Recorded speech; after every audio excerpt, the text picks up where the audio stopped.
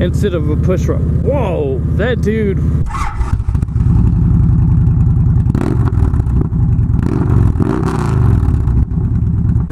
Vbeast guys, what's going on? Sweet traffic. Okay, so yeah, I think the topic of this video is going to be new Harley Davidson engine. Yes, a new Harley Davidson engine. So Harley Davidson has patented a new engine. I actually have known about this for quite some time. It's been months that Harley Davidson has patented this new motor. I occasionally like to look on the patents and just search through, like Harley Davidson, Indian, and you know, Suzuki, Yamaha, whatever. There's actually a bunch of new patents that each company has came out with. Like Suzuki has stuff, and there's electric motorcycles, and I think Indian also has a patent on an electric motorcycle, which Polaris owns Indian, and Polaris was Victory, and Victory had I think the Impulse TT or something.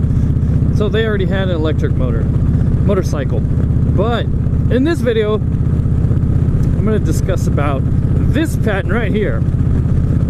It's actually a pretty good drawing, to be honest. It's a finished drawing, and from what I understand, I don't remember the dude's name, but the dude that really started making moves on this engine is the guy that made moves on the Milwaukee 8, and I guess his hand is very heavy in the matter. Okay, so if you can't tell, the engine looks a little different, but this is the only view that I could really find.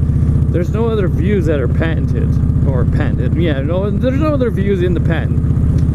But basically, because it's kind of like a new engine, but not a new engine, but is, but isn't kind of thing. It's more about the VVT, or the variable valve timing. And that's why I really didn't want to do a video on it, because it's just variable valve timing that Harley Davidson is really getting into.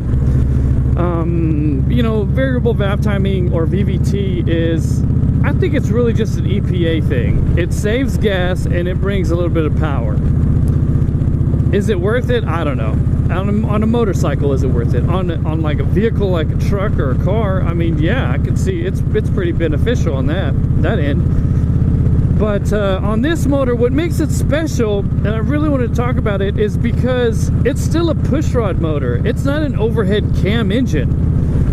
So that's a pretty big thing. Now you would think, okay, if you put VVT on an overhead cam engine, you're going to see more benefits. But you know what? On a motorcycle side, I think that is not the case. And let me state why I think that. I think that because, okay, in Harley Davidson's drawings, let me just pop this up there. This is the whole assembly, like the VVT assembly going on. And you notice it's in line with the crankshaft. So basically, it's going from one side to the other side with this variable valve timing. Now that is interesting, because if you look at a Harley Davidson engine currently, you notice that the push rods are on the right hand side of the motor. All the push rods that riding on top of the cam, and pushing your valves and all that stuff.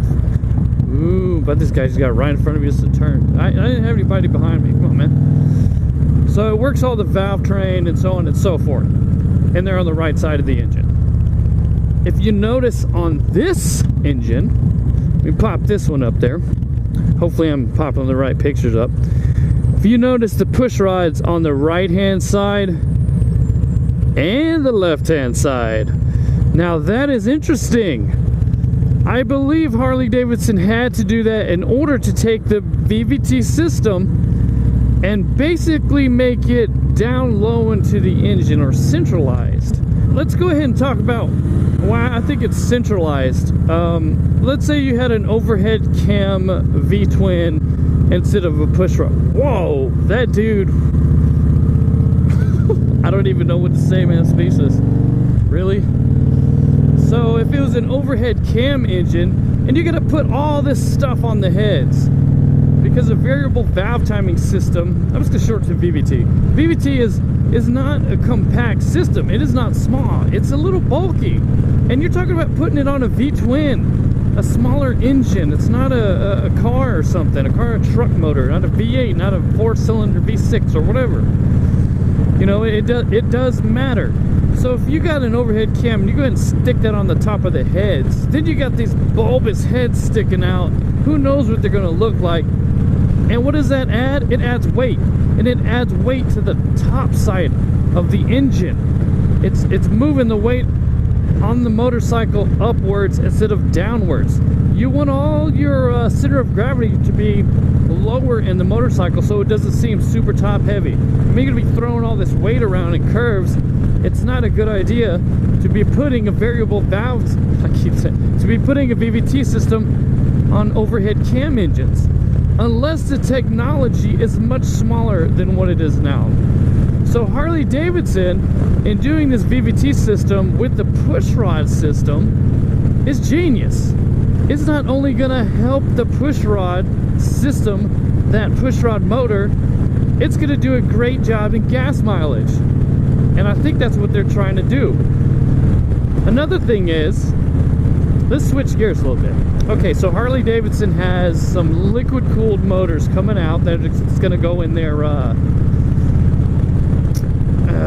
like a street fighter bike, and it's going to go in an off-road bike that's going to compete with like BMW and stuff like that.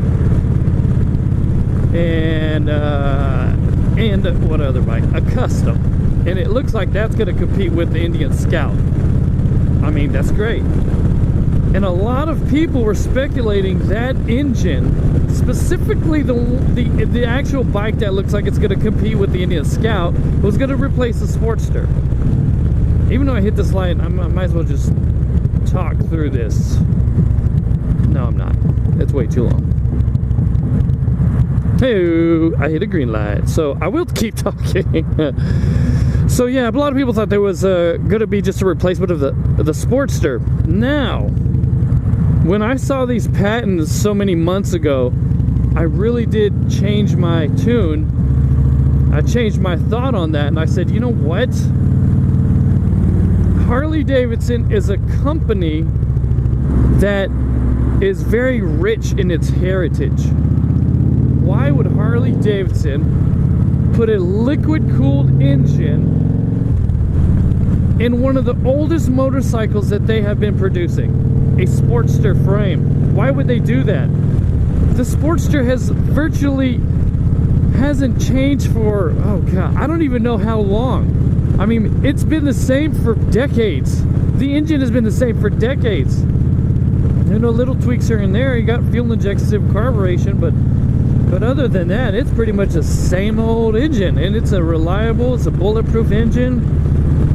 So what I'm thinking is Harley Davidson is going to put another pushrod motor in there, but they want it to have better gas mileage and a little bit more performance, which the VVT will offer. Even though, if you look at it, there's one pushrod per cylinder on the right hand side of the motor and one pushrod per cylinder on the left hand side of the engine.